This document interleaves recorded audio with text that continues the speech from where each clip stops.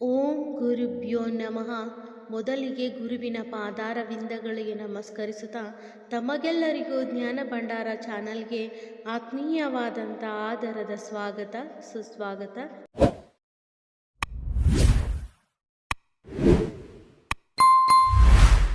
ತಮಗೆಲ್ಲರಿಗೂ ಶರಣಾರ್ಥಿಗಳು. ಜ್ಞಾನ ಭಂಡಾರ ಚಾನಲ್ಗೆ ಎಲ್ಲರಿಗೂ ಆತ್ಮೀಯವಾದಂಥ ಆದರದ ಸ್ವಾಗತ ಸುಸ್ವಾಗತ. ಎಲ್ಲ ನನ್ನ ಪ್ರೀತಿಯ ಶರಣರಿಗೂ ತುಂಬು ಹೃದಯದ ಧನ್ಯವಾದಗಳನ್ನು ಹೇಳ್ತೀನಿ. ನನ್ನ ಚಾನಲ್ನಲ್ಲಿರೋ ವಿಡಿಯೋಗಳನ್ನ ನೋಡ್ತಾ ಇದ್ದೀರಾ, ಹಾಗಾಗಿ ತುಂಬ ಖುಷಿ ಆಗ್ತಾ ಇದೆ. ಸಮಯದ ಅಭಾವ ಇರುವುದರಿಂದ ನನಗೆ ವಿಡಿಯೋ ಮಾಡೋಕ್ಕಾಗ್ತಾ ಇಲ್ಲ. ಅದಕ್ಕಾಗಿ ನಾನು ನಿಮ್ಮಲ್ಲಿ ಕ್ಷಮೆನ ಕೇಳ್ತಾ ಇದ್ದೀನಿ. ಹೇಗಾದರೂ ಟೈಮ್ನ ಸಾಧ್ಯ ಮಾಡಿಕೊಂಡು ಸ್ವಲ್ಪ ಟೈಮ್ನಲ್ಲಿ ಒಂದು ಚಿಕ್ಕ ವಿಡಿಯೋನ ಮಾಡ್ತಾ ಇದ್ದೀನಿ. ಒಂದು ಸಣ್ಣ ವಚನದ ಸಾರಾಂಶದ ಜೊತೆಗೆ ನಾನಿವತ್ತು ನಿಮ್ಮ ಮುಂದೆ ಬಂದಿದ್ದೀನಿ. ಇವತ್ತಿನ ವಚನ ಯಾವುದು ಅಂತ ನೋಡೋಣ ಬನ್ನಿ.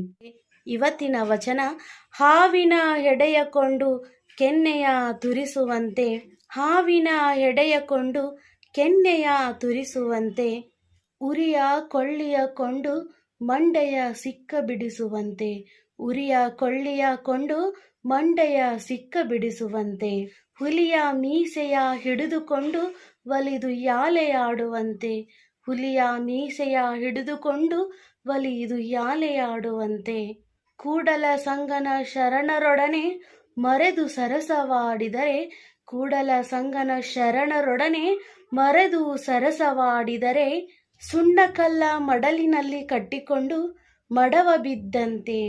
ಎಂಥ ಅದ್ಭುತವಾದ ವಚನ ಅಲ್ವಾ ಇದು! ಬಸವೇಶ್ವರರ ವಚನ ಓದಿದ ತಕ್ಷಣವೇ ಚಿಕ್ಕ ಮಕ್ಕಳಿಗೂ ಅರ್ಥವಾಗುವಂತಹ ಅರ್ಥಪೂರ್ಣವಾದಂಥ ವಚನವನ್ನು ನಮ್ಮ ಶರಣ ಬಸವೇಶ್ವರರು ಬರೆದಿದ್ದಾರೆ. ಯಾವ ಅರ್ಥದಲ್ಲಿ ಬಸವೇಶ್ವರರು ಈ ವಚನನ ಬರ್ತಿದ್ದಾರೆ ಅಂದ್ರೆ, ನಾವು ದೇವರ ಜೊತೆ ಹೇಗಿರಬೇಕು, ನಾವು ದೇವರ ಜೊತೆ ನಮ್ಮ ಒಡನಾಟ ಹೇಗಿರಬೇಕು ಅನ್ನೋದನ್ನು ಶರಣ ಬಸವೇಶ್ವರರು ಈ ವಚನ ಮೂಲಕವಾಗಿ ತಿಳಿಸಿದ್ದಾರೆ. ಶರಣರೊಂದಿಗೆ ಹೇಗಿರಬೇಕು ನಾವು, ಕೂಡಲ ಸಂಗನ ಶರಣರೊಂದಿಗೆ, ದೇವರ ಸಂಪರ್ಕದಲ್ಲಿರುವಂತಹ ಶರಣರೊಂದಿಗೆ ನಮ್ಮ ವ್ಯವಹಾರ, ನಮ್ಮ ನಡತೆ, ನಮ್ಮ ನಡವಳಿಕೆ ಅವರೊಂದಿಗೆ ಹೇಗಿರಬೇಕು ಅನ್ನೋದನ್ನು ಈ ವಚನದಲ್ಲಿ ತುಂಬ ವಿವರವಾಗಿ ಬಸವೇಶ್ವರರು ಹೇಳಿದ್ದಾರೆ. ಹೇಗಿರಬೇಕು ಶರಣರೊಂದಿಗೆ ಅಂದ್ರೆ, ಹಾವಿನ ಹೆಡೆಗಳನ್ನು ತಗೊಂಡು ಕೆನ್ನೆಯ ತುರಿಸುವಂತೆ. ಕೆನ್ನೆನ ಹೀಗೆ ತುರಿಸ್ತಿರ್ತೀವಲ್ಲ, ಅದನ್ನು ನಾವು ಕೈಯಿಂದ ತುರಿಸ್ತಿರ್ತೀವಿ ನಾವೇ ಬಿಟ್ಟಾಗ. ಹಾವಿನ ಹೆಡೆ ತಗೊಂಡು, ನಾವೇ ಹಾವನ್ನು ತಗೊಂಡು, ಹಾವು ಎಲ್ಲೋ ಇರುತ್ತೆ, ನಾವು ಓಡೋಗ್ತೀವಿ, ಸ್ವಲ್ಪ ನೋಡಿದರೆ ಸಾಕು ಹಾವನ್ನ, ಅದರಿಂದ ತುಂಬ ದೂರನೇ ಓಡೋಗ್ತೀವಿ. ಹಾಗೆ ನಾವು ಹಾವಿಗೆ ಹೆದರ್ತೀವಿ, ಅದು ನಮ್ಮನ್ನು ಕಚ್ಚಿತಂದ್ರೆ ನಾವು ಉಳಿಯೋದೇ ಇಲ್ಲ. ಆ ಕಾಳಕೂಟ ವಿಷಯದಿಂದ ನಮ್ಮ ಜೀವನೇ ಉಳಿಯಲ್ಲ. ಅಂಥದ್ರಲ್ಲಿ ಶರಣ ಬಸವೇಶ್ವರರು ಹೇಳ್ತಾರೆ, ಶರಣರೊಡನೆ ನಮ್ಮ ಒಡನಾಟ ಹೆಂಗಿರಬೇಕು, ಶರಣರ ಜೊತೆ ನಾವು ಯಾವ ರೀತಿಯಾಗಿ ನಡ್ಕೋಬೇಕು ಅಂತ ಹೇಳಿದ್ರೆ, ಹಾವಿನ ಹೆಡೆಗಳನ್ನು ತೆಗೆದುಕೊಂಡು ನಾವು ಕೆನ್ನೆಯ ತುರಿಸುವಂತೆ. ಹಾವಿನ ಹೆಡೆನ ನಾವು ಕೈಯಲ್ಲಿ ಹಿಡ್ಕೊಂಡು ಕೆನ್ನೆ ಹತ್ರ ತಗೊಂಬಂದ್ರೆ ಅದು ನಮ್ಮನ್ನು ಬಿಡುತ್ತಾ? ಕೆನ್ನೆ ಹತ್ರ ತಗೊಂಬರೋದಿರ್ಲಿ, ಹಿಡಿಯೋಕೆ ಹೋದ್ರೇನೆ ಕಚ್ಚಿ ನಮ್ಮನ್ನು ಸಾಯಿಸ್ಬಿಡ್ತೈತಿ. ಎರಡನೆಯದ್ದು, ಉರಿಯ ಕೊಳ್ಳಿಯ ತೆಗೆದುಕೊಂಡು ಮಂಡೆಯ ಹಿಕ್ಕ ಬಿಡಿಸಿದಂತೆ. ಮಂಡೆ ಅಂದ್ರೆ ತಲೆ ಕೂದಲನ್ನು ನಾವು ಬಾಚಣಿಗೆಯಿಂದ ಬಾಚಿ ಸಿಕ್ಕನ್ನು ಬಿಡಿಸ್ತೀವಿ.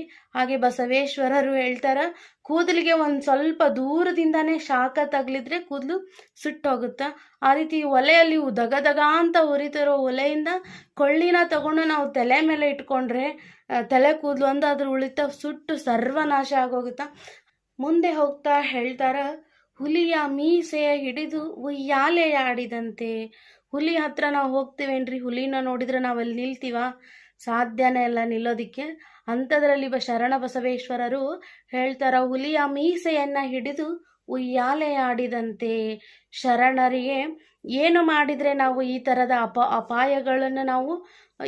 ಅಪಾಯಗಳಿಂದ ದೂರವಿರ್ತೀವಿ, ಅದೇ ರೀತಿಯಾಗಿ ಶರಣರಿಂದನೂ ಕೂಡ ಶರಣರಿಗೆ ಮನಸ್ಸಿಗೆ ನೋವು ಮಾಡದಂತೆ, ಅವರಿಗೆ ನಿಂದಿಸದಂತೆ, ದೇವರಿಗೆ ನಾವು ಅಪವಾದವನ್ನು ಮಾಡದಂತೆ ಇರಬೇಕು ಅನ್ನೋದಕ್ಕೆ ಇಂತಹ 3 ಉತ್ತಮವಾದ ಉದಾಹರಣೆಗಳನ್ನು ಶರಣ ಬಸವೇಶ್ವರರು ವಚನ ರೂಪದಲ್ಲಿ ಹೇಳಿದ್ದಾರೆ. ಅದೇ ಕೂಡಲ ಸಂಗಮ ಶರಣರ ಜೊತೆಗೆ ನಾವು ಮರೆತು ಸರಸವಾಡಿದರೆ, ಕೂಡಲ ಸಂಗಮ ಶರಣರ ಜೊತೆಗೆ ಮರೆತು ನಾವು ಸರಸವಾಡಿದರೆ ದೇವರನ್ನ ಭಕ್ತಿಯಿಂದ ಭಯದಿಂದನೇ ಕಾಣಬೇಕು. ಹಾಗೆಯೇ ಶರಣ ಬಸವೇಶ್ವರರು ಹೇಳ್ತಾರೆ, ಕೂಡಲ ಸಂಗಮ ಶರಣರನ್ನು ನಾವು ಭಕ್ತಿಯಿಂದ ಭಯದಿಂದ ಕಾಣಬೇಕು ಅನ್ನೋ ಉದ್ದೇಶದಿಂದ ಈ ವಚನದಲ್ಲಿ ಶರಣ ಬಸವೇಶ್ವರರು ಹೇಳಿದ್ದಾರೆ. ಕೂಡಲ ಸಂಗಮ ಶರಣರ ಜೊತೆಗೆ ನಾವು ಮರೆತು ಸರಸವಾಡಿದರೆ ನಮ್ಮ ಮಡಿಲಿನಲ್ಲಿ ಸುಣ್ಣದ ಕಲ್ಲನ್ನು ಕಟ್ಟಿಕೊಂಡು ಮಡವಿಗೆ ಬಿದ್ದಂತೆ.